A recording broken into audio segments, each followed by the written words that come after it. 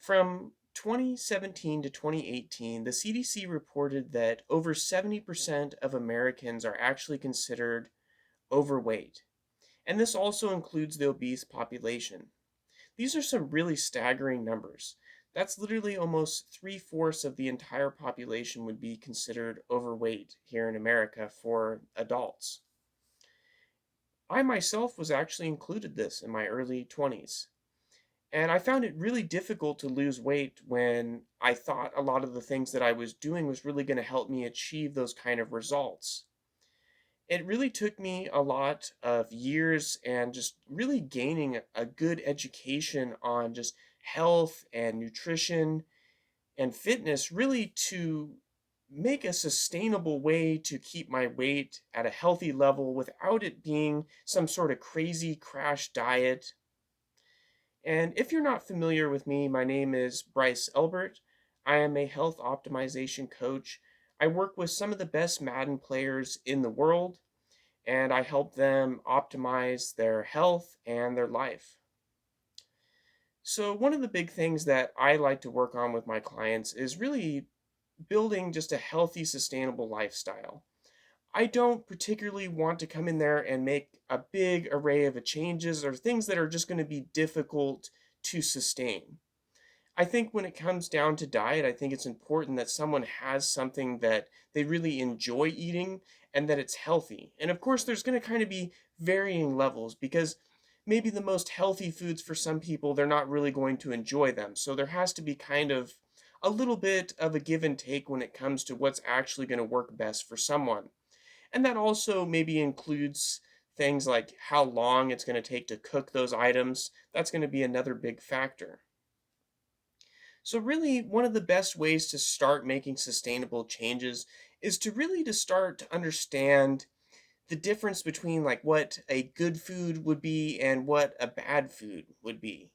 And there's also like varying distinctions on terms of the quality of food. And I think that's really one of the easiest ways to start making a change is to really target in on buying better quality food. And one of my favorite books in regards to how to do this is The 150 Healthiest Foods by Johnny Bowen. This is probably one of the easiest books that you can pick up and start applying to your own diet. It's not a really heavy text. There's a bit of text there to read for sure. I mean, someone could just skim through this and pick out the healthiest foods if they wanted to. However, this book is pretty good in the sense that it really does start to dive into some specifics on how you can actually understand what a healthy version of a food and what an unhealthy version of that might look like. And I wanted to give a really good example today on what different versions of eggs could actually have an impact on the quality of nutrition that you get from them. So we just have like a standard cart of like, grade AA eggs. There's nothing really special about these. They're Kroger extra large. And then we have some organic large cage-free brown eggs.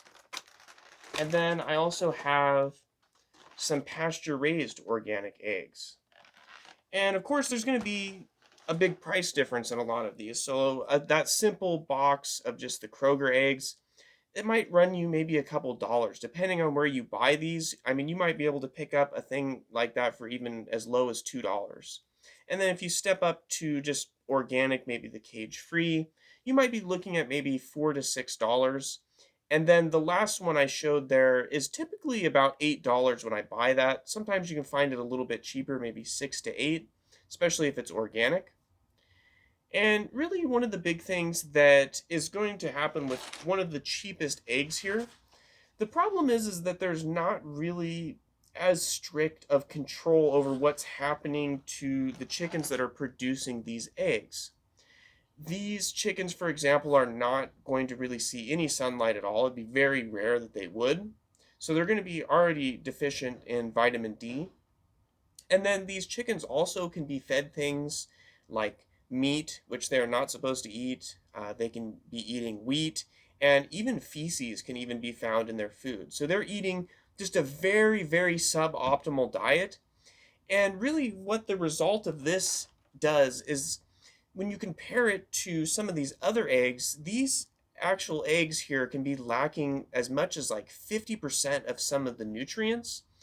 And maybe not in terms of like protein, for example, but a lot of the other nutrients, such as like the omega 3s, can literally be 50% less. And then, so if you move up to these cage free brown eggs, really the big difference of what you're going to be stepping up there is just the actual overall diet of the chicken itself. So the chicken now is no longer going to be eating maybe like meat and wheat and some of those types of things, and they'll actually have organic ingredients. However, with it being cage free, it actually, that terminology here in the US does not actually do anything for the chickens, unfortunately, in terms of like, they might not be in a cage per se, but they're not out actually roaming and getting the sunlight. So there's still a bit lesser quality in regard to that. However, it's definitely a step up in terms of what you would be getting because you're purchasing an organic egg. And then when it comes to the box of the pasture raised eggs, this is really where there's going to be a large difference in terms of quality going from the cheapest egg to this egg. A pasture raised chicken means that it actually is outside and it's going to be foraging for some of its food. It's going to be getting the sunlight. It's going to be eating bugs. It's going to be eating a lot of things that it would naturally be eating. And the result of this is going to be a much higher nutrient dense egg that you're going to be getting as an end result at the end. And this is really important. So just because of the fact that maybe you're going, okay, I'm getting 50% more nutrients. Well, maybe you could just buy double the amount of the cheapest egg, for example. That might sound like a good solution. Well, the problem is this kind of starts to happen a lot in general, and this is why you see people gain a lot more weight, is because of the fact that they actually have to eat a lot more food in order to get the nutrients that their body actually needs. And our bodies are very intelligent, so our mind is already going to be wanting us to forage for more food if we're eating a lot of foods that are not actually nutritionally dense. And this is why you could easily start seeing a difference in how easy it might be to sustain a healthy weight just by simply buying a higher quality food. This really is probably one of the easiest ways to start making this kind of change without making a huge drastic change. And of course, there's a lot more to it because of the fact that this is time consuming.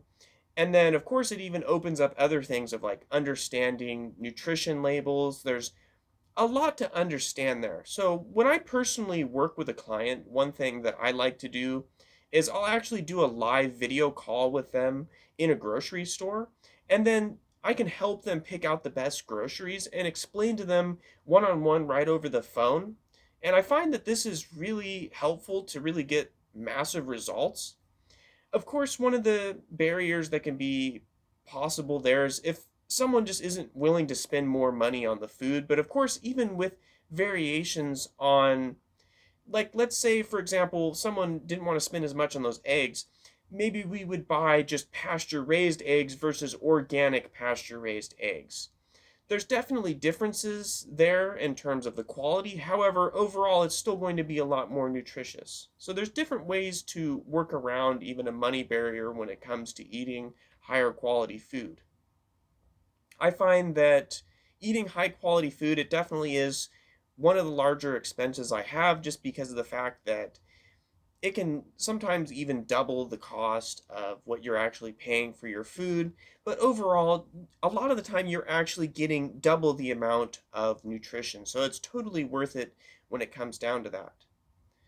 Overall, the main way to really sustainably build healthy weight loss is to build a high quality diet and do it around things that you personally like.